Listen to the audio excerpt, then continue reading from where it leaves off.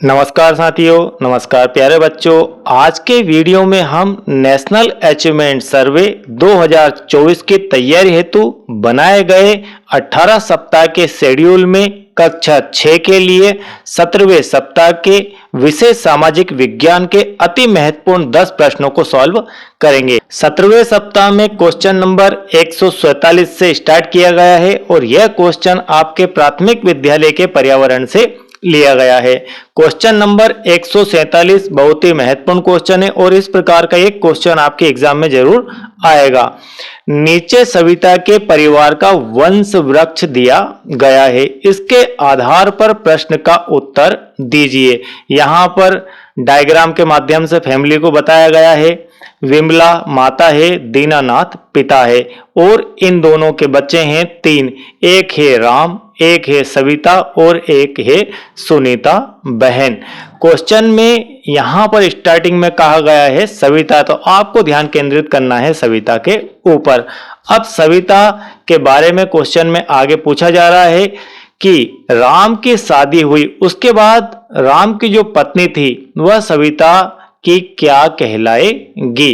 तो सविता का राम की पत्नी से क्या संबंध होगा यह आपको बताना है। तो हम यहाँ पर देख लेते हैं, यह राम है, इसकी शादी हुई, इनकी पत्नी आ गई। तो यहाँ पर पूछा यह जा रहा है कि सविता से इनकी पत्नी का क्या संबंध होगा। तो सविता की यह कहलाएगी भाभी। तो ऑप्शन आपका यहाँ पर दिया हुआ है बी वाला, भाभी। चलिए इसके बाद क्वेश्चन नंबर 160। क्वेश्चन नंबर 160 है, यदि आपके पड़ोसी की तबीयत अचानक खराब हो जाती है तो इस मानचित्र में दिख रहे किस चिन्ह के अनुसार आप अस्पताल पहुंचेंगे। कुल मिलाकर क्वेश्चन में जो चित्र दिखाई दे रहा है इसमें आपको अस्पताल को पहचानना है कि अस्पताल कहां पर है। तो एक प्रकार से यह कागज पे बना हुआ मानचित्र आप मान सकते हैं। तो आपको यहां से मान लीजिए जाने को कहा जाए तो आप कहां पर जाएंगे, किस रास्ते का चुनाव करेंगे कि आप अस्पताल पहुंच जाए। तो हमें अस्पताल का चिन्ह पहचानना है। तो अस्पताल का जो चिन्ह होता है वह होता है प्लस का निशान। तो यहां पर आपका ऑप्शन ए राइट हो जाएगा। इसके बाद क्वेश्चन नंबर 502। क्वेश्चन नंबर 502 है, यदि कोई कंपनी तुम्हें लोगों के लिए एक नया वाहन जैसे मिनी बस का डिजाइन करने का मौका दे तो आप पर्यावरण की सुरक्षा हेतु किस ईंधन का उपयोग करने वाले वाहन का डिजाइन करेंगे। क्वेश्चन का मेन मीनिंग यह है कि यदि कोई कंपनी आपसे कहे कि आपको एक वाहन बनाना है तो आप किस प्रकार के ईंधन का उपयोग वाला वाहन बनाएंगे, किस ईंधन से चलने वाला वाहन बनाएंगे, आपको यह बताना है जो कि पर्यावरण के लिए बहुत बेहतर हो। पेट्रोल वाला, डीजल वाला, सीएनजी वाला या फिर मिट्टी के तेल वाला, जिसे आप अपनी लैंग्वेज में केरोसिन भी कह सकते हैं। तो यहां पर अभी आधुनिक ईंधन सीएनजी को कहा जाता है। इसकी कई विशेषताएं हैं। सीएनजी सस्ती भी होती है, सीएनजी आसानी से उपलब्ध है और सीएनजी से गाड़ियों का एवरेज भी बेहतर होता है, मेंटेनेंस भी कम होता है। इसलिए सीएनजी का उपयोग, और सबसे बड़ी सीएनजी की खूबी यह होती है कि यह पर्यावरण के लिए बिल्कुल भी नुकसानदायक नहीं है क्योंकि इस गैस से धुआं नहीं निकलता है और इसका फुल फॉर्म आपका कंप्रेस्ड नेचुरल गैस होता है। तो आपका यहां पर ऑप्शन सी राइट हो जाएगा। अब इसके बाद क्वेश्चन नंबर 507। क्वेश्चन नंबर 507 है, घायल लोग, डूबे हुए घर, जानवरों के बहते शरीर, नदी का पानी, लोगों के शव और दुखी लोग, यह शब्द किस प्राकृतिक आपदा की ओर संकेत कर रहे हैं। तो क्या भूकंप आने पर यह सारे शब्दों का उपयोग बातचीत के दौरान या आप कहीं पर भूकंप आ जाता है उसके बाद आपको जो टीवी पर न्यूज़ सुनाई देती है उसमें ये सारे शब्द कहीं उपयोग होते हैं, या फिर बाढ़ आने के बाद उपयोग होते हैं, या फिर तूफान आने के बाद उपयोग होते हैं, या फिर चक्रवात आने के बाद उपयोग किए जाते हैं। तो यहाँ पर डूबे लोग, जानवरों के बहते शरीर, नदी का पानी, ये जो कीवर्ड है ये कीवर्ड आपको बता रहे हैं कि यहाँ पर संबंध पानी से जरूर है। तो यह जो है बाढ़ आने के बाद में शब्द उपयोग किए जाते हैं न्यूज में या फिर बातचीत के दौरान या फिर समाचार पत्रों में। चलिए इसके बाद क्वेश्चन नंबर 509। क्वेश्चन नंबर 509 यह भी एक मोस्ट आईएमपी क्वेश्चन है और हो सकता है कि 2024 के नेस में आपसे यह पूछा भी जाए। खानों से खनिज निकालने से होगा, यदि आप खानों से खनिज निकालेंगे तब क्या होगा। आपको यहाँ पर इसका मीनिंग हम क्लियर कर देते हैं कि ये हमारी ज़मीन होती है, इस प्रकार की हमारी ज़मीन है। इस ज़मीन के नीचे मान लीजिए कि काफ़ी गहराई तक ज़मीन होती है, आपको पता है। तो यहाँ पर कोई खनिज पदार्थ दबे हुए हैं, तो उन खनिज पदार्थों को निकालने के लिए यहाँ पर इस प्रकार से मोटा सा गड्ढा किया जाता है और धीरे धीरे यहाँ से इन खनिजों को बाहर निकाला जाता है। तो ये एक मोटा सा गड्ढा एक प्रकार की बड़ी सी सुरंग का रूप ले लेता है। तो खानों से खनिज निकालने के बाद क्या होगा, अब इसके आधार पर आपको आंसर देखना है। जमीन को कोई फर्क नहीं पड़ेगा, तो जमीन यहाँ पर खोखली हो जाएगी, जमीन खोखली हो जाएगी, जमीन में फिर खनिज पैदा हो जाएगा, जमीन उर्वरक हो जाएगी। तो उर्वरक कहाँ से होगी, जमीन खोखली होगी। तो ऑप्शन बी आपका यहाँ पर राइट हो जाएगा। तो इस प्रकार के लॉजिकल क्वेश्चन ही आपसे एग्जाम में आएंगे, इस सर्वे 2024 में आएंगे। अब इसके बाद क्वेश्चन नंबर 513। क्वेश्चन नंबर 513 है, हिंद महासागर की ओर जाने के लिए कौन सी दिशा में जाना होगा।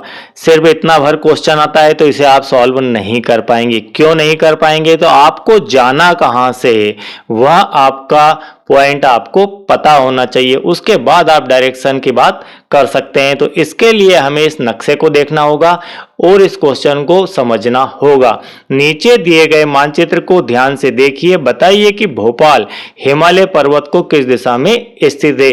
तो यहाँ पर यह एक प्रकार का क्वेश्चन ही है और यहाँ पर नक्शा दिया गया है और इसी नक्शे के आधार पर प्रश्न नंबर 512 भी हल करना है, 513 भी और 514 भी। तो यहाँ पर आपको सेंटर में रखना है भोपाल शहर को, ठीक है। आप डायरेक्शन का जो आंसर है वह देंगे, डायरेक्शन को देखेंगे भोपाल से। तो डायरेक्शन आपकी कुछ इस प्रकार की होती है, दिशाएं आपकी 4 होती है। ये आपकी ईस्ट होती है, ये आपकी वेस्ट होती है, ये आपकी नॉर्थ होती है और ये आपकी साउथ होती है। मान लीजिए आप यहाँ पर हैं तो हम भोपाल को यहाँ पर इस प्रकार से 4 डायरेक्शन में विभाजित कर लेते हैं। ये ईस्ट हो गई, ये वेस्ट है, ये नॉर्थ है और ये साउथ है। अब भोपाल यहाँ पर सेंटर में है। अब देखते हैं कि क्वेश्चन में क्या कहा जा रहा है, बड़ी आसानी से आपको आंसर मिल जाएगा। हिंद महासागर की ओर जाने के लिए कौन सी दिशा में जाना होगा। तो हिंद महासागर कहाँ पर है, हिंद महासागर यहाँ पर है, भोपाल यहाँ पर है। तो कौन से डायरेक्शन में जाएंगे, यहाँ से आपको आना होगा नीचे की ओर। तो नीचे की ओर कौन सी दिशा पड़ती है, नीचे की ओर हमारी जो है दक्षिण दिशा होती है। तो इसलिए आपका यहाँ पर ऑप्शन सी राइट हो जाएगा। अब इसी आधार पर आपको प्रश्न नंबर 514 आपको स्क्रीन पर दिख रहा है, इसका आंसर भी आप दे सकते हैं, 512 का भी दे सकते हैं और 511 का भी दे सकते हैं। तो आपको दिशाओं से संबंधित एक क्वेश्चन जरूर एग्जाम में पूछा जाएगा। चलिए इस क्वेश्चन के बाद माध्यमिक स्तर के सामाजिक विज्ञान से प्रश्न नंबर 426। प्रश्न नंबर 426 बहुत ही मोस्ट आईएमपी क्वेश्चन है और यहां से नहीं हर एग्जाम का यह पार्ट होता है, यह एक मल्टीपल क्वेश्चन है, हर जगह आपको देखने को मिल जाएगा। सूर्य के प्रकाश को पृथ्वी तक पहुंचने में कितना समय लगता है, 5 मिनट, 7 मिनट, 8 मिनट या फिर 10 मिनट। तो आपको यह बिल्कुल एक ही वर्ड में दिमाग में आ जाना चाहिए कि सूर्य के प्रकाश को पृथ्वी तक पहुंचने में लगभग 8 मिनट का समय लगता है। अब इसके बाद क्वेश्चन नंबर 445। क्वेश्चन नंबर 445 बिल्कुल मोस्ट आईएमपी क्वेश्चन और रेडीनेस मॉड्यूल फर्स्ट के अंदर यह पूछा भी गया था, इसलिए इसकी इंपॉर्टेंस और बढ़ जाती है। रूढ़ चिन्हों को सही जोड़ी मिलान कीजिए। तो यहाँ पर सामने चिन्ह दिए गए हैं, यहाँ पर आपको 4 बातें लिखी गई हैं इन चिन्हों के बारे में। बड़ी रेलवे लाइन, कच्ची सड़क, पक्की सड़क, अंतर्राष्ट्रीय सीमा। तो बड़ी जो रेलवे लाइन है उसका चिन्ह आपको यहाँ पर पहचानना है। तो बड़ी रेलवे लाइन आपका सी वाला जो ऑप्शन है, यहाँ पर सी वाला जो चिन्ह है यह हो जाएगा बड़ी रेलवे लाइन का। इसके बाद आपकी कच्ची सड़क, तो कच्ची सड़क का चिन्ह यह होता है डैश डैश करके। तो आप कच्ची सड़क को इस प्रकार से यहां पर ऐड कर सकते हैं। इसके बाद पक्की सड़क, तो कच्ची सड़क में यहां पर डैश डैश होते हैं और पक्की सड़क में फ्लैट लाइन होती है। तो पक्की सड़क आपकी ये वाली हो जाएगी। अंतर्राष्ट्रीय सीमा, तो अंतर्राष्ट्रीय सीमा आपने नक्शे देखे होंगे, जो मैप होते हैं उनके ऊपर अंतर्राष्ट्रीय 2 देशों के बीच में एक लाइन बनी होती है और वह लाइन इस प्रकार से खींची हुई होती है और इस लाइन का अर्थ होता है कि यहाँ पर दोनों देशों की बॉर्डर है, अंतर्राष्ट्रीय सीमा है। तो यहाँ पर देखते हैं पहले का आपका सी वाला, तो पहले का आपका यहाँ पर सी, तो यह हो गया। दूसरे का डी है, तीसरे का ए है और चौथे का बी वाला है। ठीक है, तो आपका यहाँ पर डी ऑप्शन राइट हो जाएगा। अब इसके बाद क्वेश्चन नंबर 772। प्रश्न नंबर 772 एक मोस्ट आईएमपी क्वेश्चन है। संविधान द्वारा प्राप्त या प्रदत्त अधिकारों को कहते हैं। जो अधिकार आपको संविधान ने दिए हैं उन अधिकारों को आप कौन से अधिकार कहेंगे? सामाजिक अधिकार, सामाजिक अधिकार आपको समाज देता है। सरकारी अधिकार इसे नहीं कहते हैं, आर्थिक अधिकार भी नहीं कहते हैं, उसे कहते हैं मौलिक अधिकार। संविधान द्वारा आपको जो अधिकार प्राप्त है वे आपके मौलिक अधिकार कहलाते हैं। अब इसके बाद प्रश्न क्रमांक 770। प्रश्न क्रमांक 770 है, 14 वर्ष से कम उम्र के बच्चों से बाल मजदूरी ना करवाई जाए, इसके लिए कौन सा मौलिक अधिकार है? स्वतंत्रता का अधिकार, समानता का अधिकार या फिर शोषण के विरुद्ध अधिकार? तो ऑप्शन सी आपका यहाँ पर राइट हो जाएगा।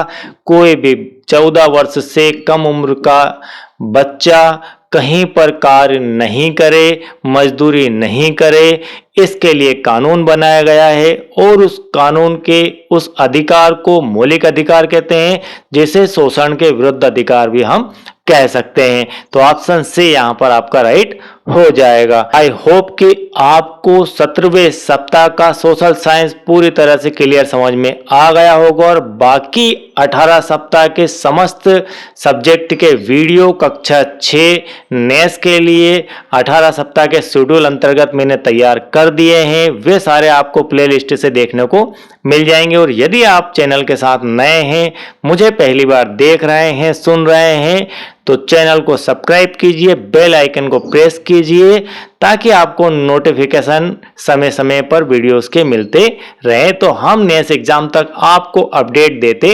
रहेंगे। और 2017 नेस का और 2021 नेस का पेपर भी मैंने आपके लिए कंप्लीट कर दिया है, वो भी आप प्लेलिस्ट से जाकर देख सकते हैं। Thank you very much.